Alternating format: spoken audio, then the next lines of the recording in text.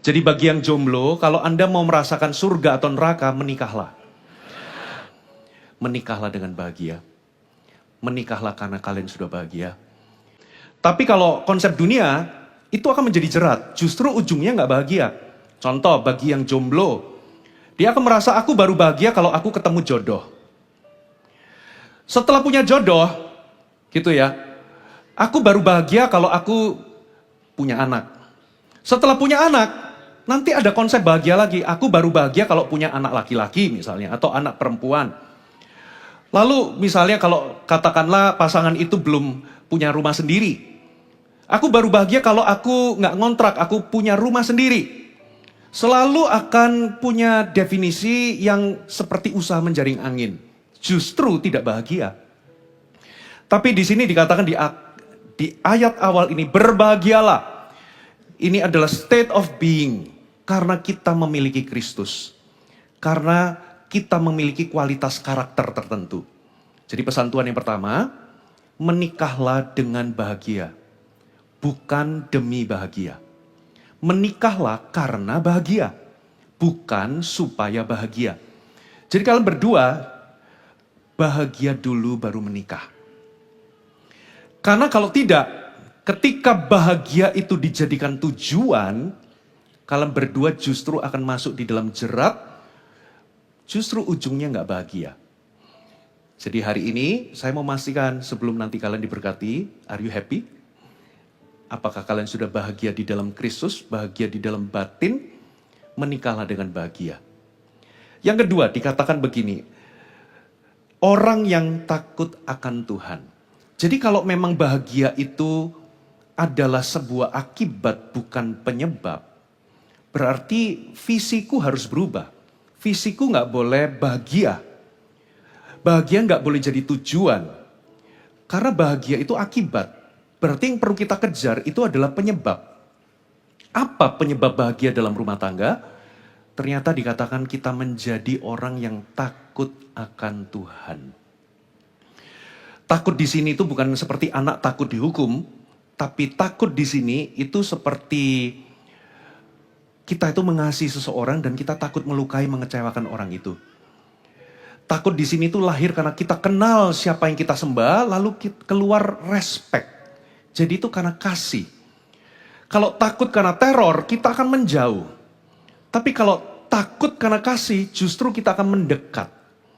Karena kita hormat, kita segan. Itulah sebabnya fondasi pernikahan itu bukan hanya cinta. Fondasi pernikahan itu bukan karena kalian saling mengasihi saja. Tapi fondasi pernikahan itu adalah takut akan Tuhan.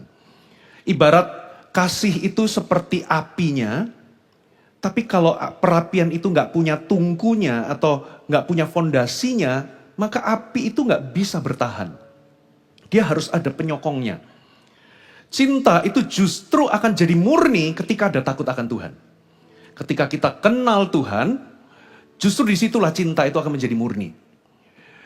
Karena kalau kita ini cuman seperti dunia, cinta hanya basisnya perasaan, maka nggak akan ada komitmen. Justru takut akan Tuhan itu yang membuat cinta itu jadi murni, cinta itu jadi agape, cinta itu justru akan jadi sesuatu yang dipenuhi dengan ketaatan dan kemurnian. Kapan ketika kita ini bisa jaga kemurnian integritas di dalam pernikahan? Bukan karena kita ini saling cinta, tapi karena kita punya takut akan Tuhan. Kapan kita ini ketika ada momen-momen, ya mungkin ada momen-momen di masa depan, di hari-hari ke depan. Sepertinya Vanessa akan ngelihat Davin ini jengkel banget. Karena Davin ini punya kekuatan, kelebihan, tapi sekaligus kelemahan dan kekurangan. Di momen perasaan jengkel itu muncul, kalau cinta itu basisnya cuma perasaan, gak ada fondasi takut akan Allah, hancurlah pernikahan. Itulah sebabnya fondasi pernikahan bukan hanya kita saling mengasihi, saling cinta, tapi harus ada takut akan Tuhan. Yang ketiga, dari kalimat, yang hidup menurut jalan yang ditunjukkannya. Waktu saya baca ayat ini, seolah-olah memberikan kesan, kita itu harus follow God closely, sampai kita itu bisa peka sama tuntunan Tuhan. Ini bukan mengikuti dari jauh, Tapi hidup menurut jalannya itu membutuhkan kita itu harus cukup dekat dengan Tuhan. Sehingga kita itu bisa cukup peka untuk kita harus belok kemana. Tuntunan Tuhan bagaimana. Disitulah yang memberikan visi di dalam pernikahan. Itulah yang memberikan visi di dalam pekerjaan kalian, di dalam hubungan kalian. Itulah yang akan memberikan belok mau kemana, ke kanan atau ke kiri. Disitulah tuntunan Tuhan akan nyata ketika kita follow God closely. Lalu dikatakan jalan yang ditunjukkannya, berarti ada jalan Tuhan juga ada jalan kita. Ada jalan dunia juga ada jalan Tuhan. Ternyata pikiran kita nggak sama dengan pikiran Tuhan. Jalan Tuhan nggak sama dengan jalannya kita. Termasuk di dalam pernikahan. Banyak orang berkata kalau di luar sana, prinsip pernikahan itu adalah semacam kontrak. Seperti orang sewa menyewa rumah.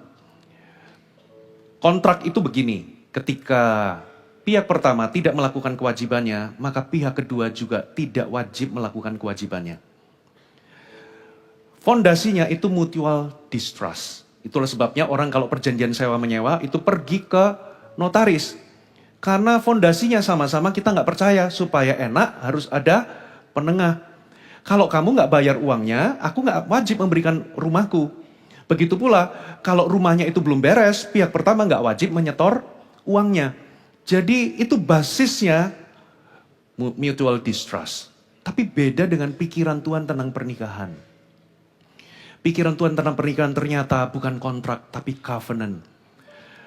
Seperti gambaran Tuhan itu bercovenant sama kita.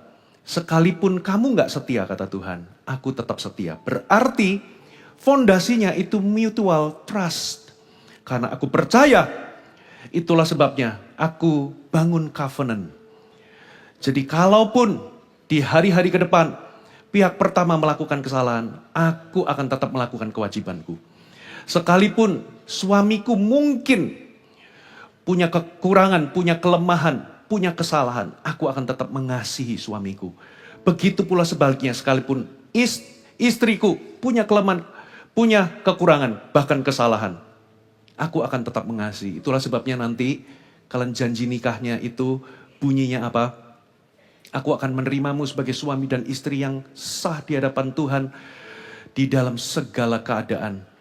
Berkelimpahan kekurangan, sehat maupun sakit, bahkan mungkin di masa depan gemuk atau kurus, punya rambut atau nggak punya rambut lagi, giginya mungkin lengkap atau nggak lengkap. Di dalam segala keadaan, suka maupun duka, itulah janji nikah, karena itu covenant. Dan itu nggak bisa dihancurkan sampai mau memisahkan. Itu prinsip dunia. Dan yang terakhir, prinsip dunia selalu berkata begini, kalau kamu ketemu jodoh, pasti 100% pasti bahagia. Belum tentu. Karena dunia itu memberhalakan kecocokan. Sementara Alkitab, itu justru kita ini harus mengusahakan persatuan. Kita bukan cari kecocokan, tapi kita mencocokkan diri. Bedanya kalau kita cari kecocokan, maka drive-nya itu selalu kalau pasangan kita nggak cocok, kita akan memaksa pasangan kita untuk menjadi cocok buat kita. Kita akan berusaha mengubah pasangan kita menjadi cocok. Makanya hati-hati dengan yang namanya ekspektasi. Nanti kalian berdua, kalau menikah, sudah berjalan hari-hari, ketika muncul kekecewaan, coba cek. Jangan-jangan ada ekspektasi atau harapan yang tidak realistis. Jangan-jangan.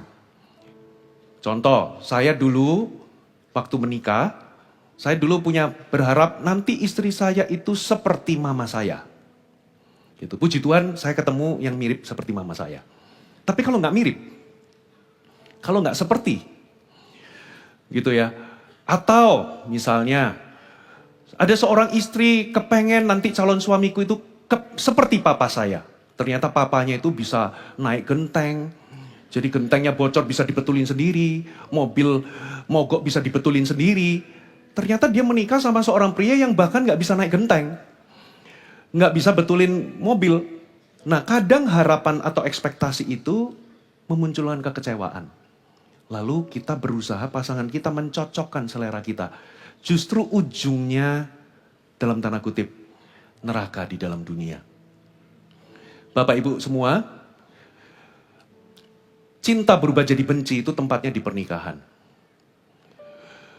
Wedding ring bisa jadi suffering itu juga tempatnya di pernikahan. Foto pre-wedding menjadi foto visum itu tempatnya juga di pernikahan.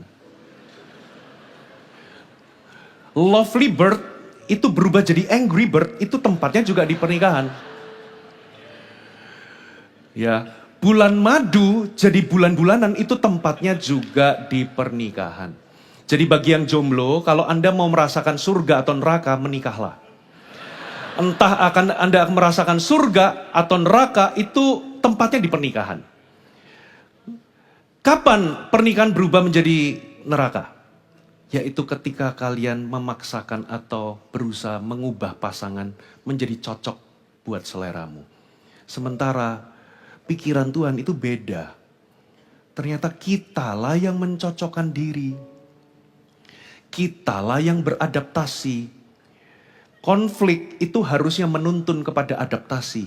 Adaptasi itu, definisi adaptasi itu adalah perubahan dimulai dari diri sendiri. Bukan menuntut pasangan berubah. Once itu menjadi tuntutan, disitulah surga, Taman Eden bisa menjadi taman yang tandus. Hati-hati dengan ekspektasi. Loh, Pastor Fuji, apakah saya nggak boleh punya ekspektasi? Boleh. Ya, bedanya permintaan dengan tuntutan adalah permintaan. Ketika pasanganmu tidak menunjukkan perubahan apapun, terimalah pasanganmu apa adanya.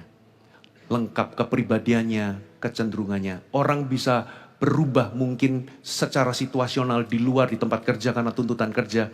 Tapi begitu kembali ke rumah, manusia itu akan jadi apa adanya. Kepribadian dasarnya itu akan kelihatan di rumah. Kepribadian itu harus di-embrace, jangan berusaha mengubah. Amin. Saya kasih konklusi, ini rangkuman pesan Tuhan bagi kalian berdua. Menikahlah dengan bahagia. Menikahlah karena kalian sudah bahagia. Yang kedua, bangun fondasi takut akan Tuhan.